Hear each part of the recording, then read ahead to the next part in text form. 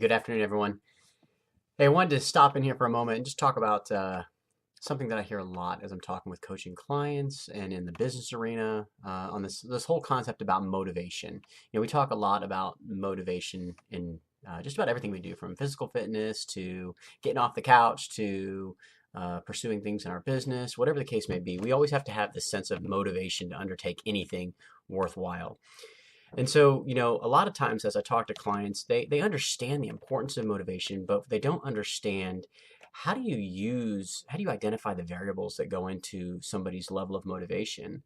And then more importantly, how do you use those variables to help understand where somebody's struggling to find the right motivation to get engaged and do what you know and they know they need to do? So today I want to spend some time talking about the motivational force equation. We hear a lot about it and talk about the variables that go into it so that you, as leaders, as folks pursuing your own goals, helping others achieve their greatest potential, you understand how to motivate them properly. The motivational force equation really consists of four variables: two that work to increase your level of motivation, and two that work against it to decrease your level of motivation in any given circumstance. The first variable, and we look at this as a kind of a division equation. So the equation looks like this: the motivational force, which is your level of motivation, is equal to your expectancy times your values divided by your impulsiveness times delay. And so today I'm going to spend a little bit of time talking about each of those four variables and why it's important that we understand them, recognize them, and then help others recognize them so that we can really get folks to unlock their true potential in both performance, productivity, and anything else they're undertaking. So the first one is expectancy, and expectancy is really about the notion of, I believe that if I put in the time, energy, and effort it takes to do something, I will get the desired reward. So we expect that if we give something, we will get something. And so it's important that as we talk about folks who we want expectancy to be high, right? If we don't expect that we're going to get the reward that we're being told we're going to get, we're not going to undertake something. If I told you that by watching this video that I would give you $1 million, most of you wouldn't expect that I'm really going to give you $1 million for watching the video. However, if I told you that if you got off the couch and started going to the gym 3 times a week and exercising under a specific regimen of workout, that you would start to see decreased fat loss, increased muscle tone, better clarity, better focus, and just an overall better feeling about yourself. Most of you would expect that. So what we want to do with a person who is struggling in the expectancy arena with low expectancy is we want to make sure that we have a clear understanding for them of the reward of their action or effort. So we want to take time to really lay that out for them. And then when we see them struggling and we see expectancy dip, which it will for all of us, we want to bring them back to the rewards of their effort, help refocus them on the rewards of their efforts. The next piece of the top part of this equation is values. And again, we want a high alignment of with our values of whatever it is we're undertaking. If something is misaligned to your values, you're not going to want to pursue that. If I told you that, let's say that you don't like to eat meat, and I told you that we were going to go out and have a nice full course meal of nothing but meats, that misaligns with your values, and you're not going to be motivated to go out and eat with us. In much the same way, your values represent your inner drive. These are your belief, your why, your purpose for what you're doing. And so when we see somebody who's struggling with this values alignment, we want to clarify their values and their passion for what they're doing. When we see a clarity of values and passion, it's going to solidify their purpose for what they're trying to do. And that solidification of purpose is going to increase their alignment with value even more. And we're going to see this spike in their value, and that's going to help drive motivation to achieve the desired goal.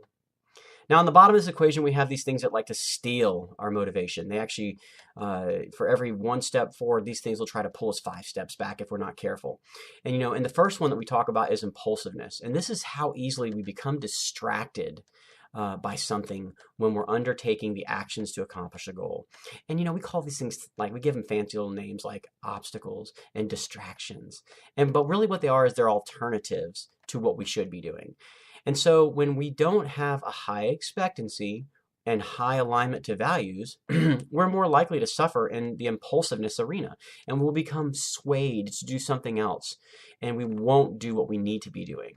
And so how do we tackle that? How do we tackle it for ourselves, and how do we help other people tackle it?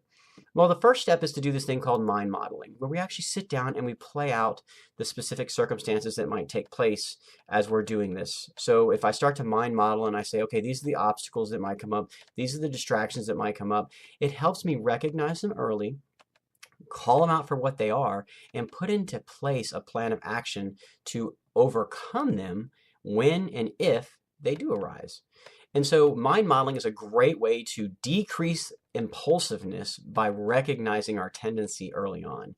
Now, in the same way, if a person really has a high sufferance from impulsiveness, a lot of times we want to go back and look at the cognitive distortions we've talked about in other videos. What are the little lies that we tell ourselves that become big lies? What are the things that are helping us become complacent in doing what we need to do, and then we become complicit in the results that we get? When we are complacent in our actions, we are complicit in the results that we get. And that's important. So when we talk about impulsiveness, we want to understand, is it an issue with expectancy? Is it an issue of values? We need to mind model it, and we need to tackle those cognitive distortions. In doing so, you will bring down the level of impulsiveness. And that is what we want. That's the goal for this motivational force equation. The final piece is delay. And delay is just like this. When you were in college and you knew you had a midterm, but you really weren't motivated to study for it until the last minute, when you knew you were at the threshold of taking the exam the night before and you crammed to do what you needed to do. Well, this is called delay, and we all suffer from it in some form or fashion. But it is essentially how far apart we postpone the work before we actually do it. So we know the action step we need to do. We know the next step. We know what we need to do in our business, in our physical fitness, in our spiritual, whatever it might be, and we don't do it. We delay doing it until it's now a necessity. And you're never going to get the best results if you wait till it's a necessity. You're just not going to do it.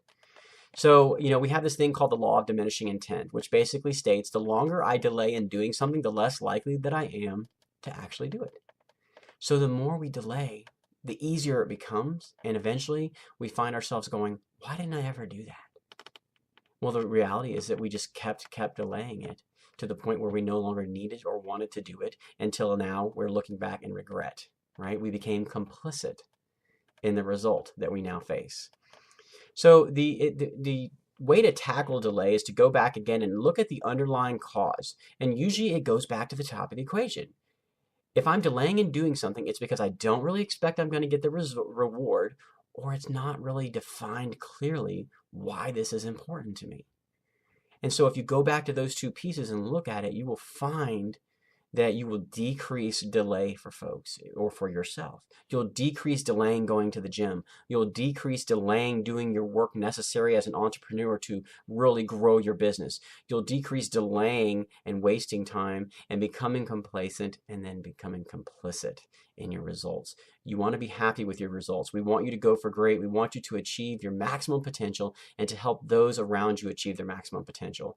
And one of the best ways to do that is to understand the power and unlock the method behind the motivational force equation that we talked about today. Thank you for your time today, and as always, go for great.